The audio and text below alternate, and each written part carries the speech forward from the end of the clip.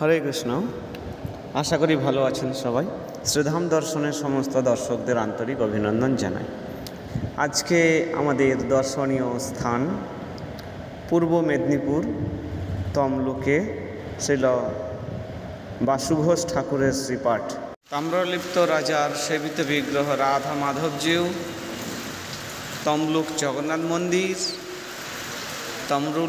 তাম্রলিপ্ত রাজার রাজবাড়ি এবং আরেকটি বিশেষ স্থান নেতা বাসুঘোষ ঠাকুর নেতা ধূপানির শ্রীপাঠ। মহাপ্রভুর সময়ের কীর্তনিয়া, বিশিষ্ট কীর্তনিয়া বাসু ঘোষ, গোবিন্দ ঘোষ এবং মাধব ঘোষ। আমরা আগেই গোবিন্দ ঘোষ ঠাকুরের সমাধি এবং তার শ্রীপাঠ এবং তার সেবিত বিগ্রহ গোপীনাথের সম্বন্ধে জেনেছি, অগ্রদ্বীপের গোপীনাথ।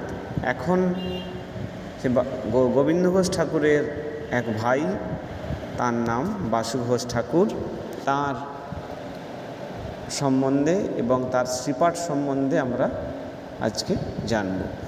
মহাপ্রভুর পার্ষদ কীর্তনিয়া ভক্ত বাসু ঘোষ ঠাকুরের একটি শ্রীপাঠ।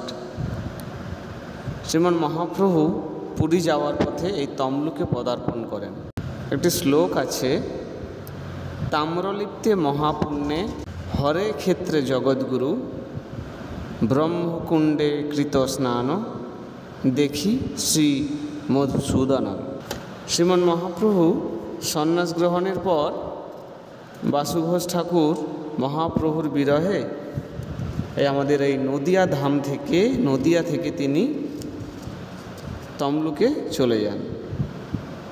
পরে যখন মহাপ্রভুর লীলা সম্বরণ করলেন, সেই সংবাদ বাসু ঘোষ ঠাকুর যখন জানতে পারলেন, তখন তিনি অত্যন্ত কাতর চিত্তে শোক প্রকাশ করতে করতে নিষ্কৃতি পাওয়ার জন্য তিনি সমাধিস্থ হওয়ার সংকল্প করলেন।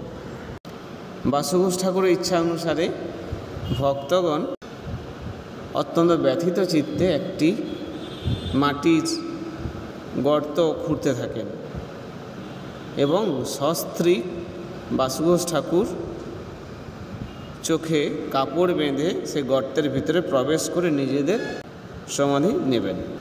সেই সময় সংকীর্তনের মাধ্যমে সমাহিত অবস্থায় বাসু ঘোষ ঠাকুরকে দেখে সমাধি যতক্ষণ ভঙ্গ না হচ্ছে ততক্ষণ ভক্তরা সেই সমাধিতে মাটি দিচ্ছেন না।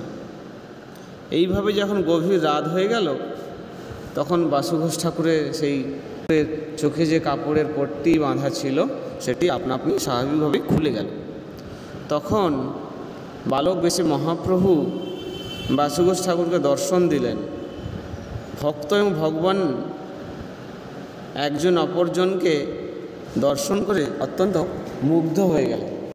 শ্যামানন্দ প্রকাশে বলছে, বলে কথা ছিলে প্রভু আমায় ছাড়িয়া, দরিদ্র ধন পায় যেন দিয়ে ফেলাইয়া, এত বলি ক্রোধে ধরি হৃদে লাগাইলা, প্রভু কহে বর মাগো বলিয়া বলিলা, ঘোষ বলে মোরে যদি করিবে সুদয়া, সদা এইখানে তুমি রবে মোরে লইয়া।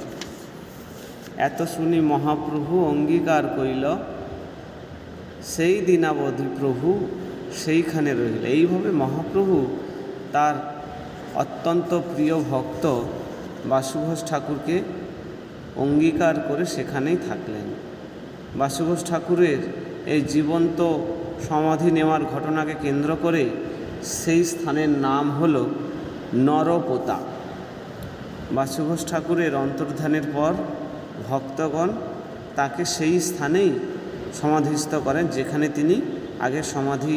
সেই স্থানে একটি বর্তমানে বড় বকুল গাছ আছে।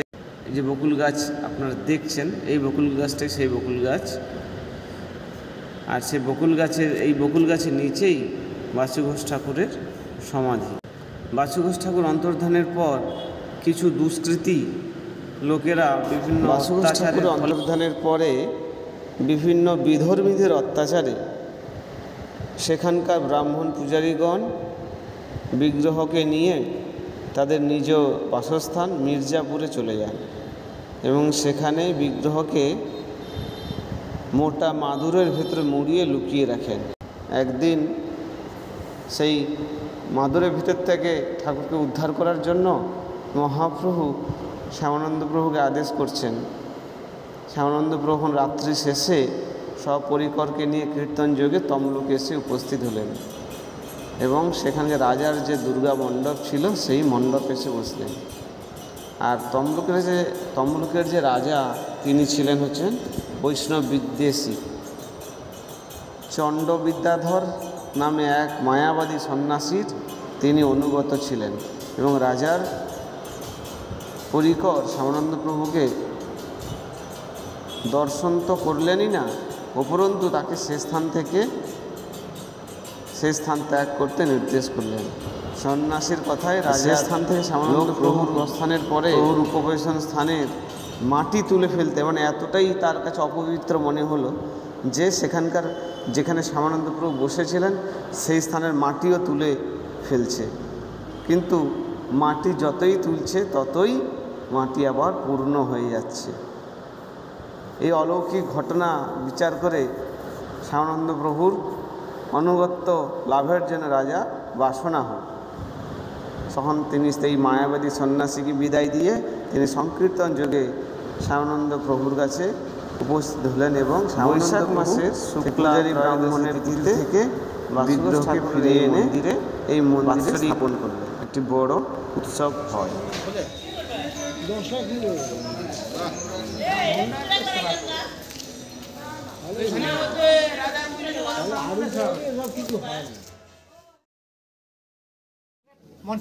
সেই যে দেখলেন যে দোপানি কাপড় কাচ্ছে তার একটা ছেলে ছিল, সেই ছেলেটা খুব কান্না করছিল।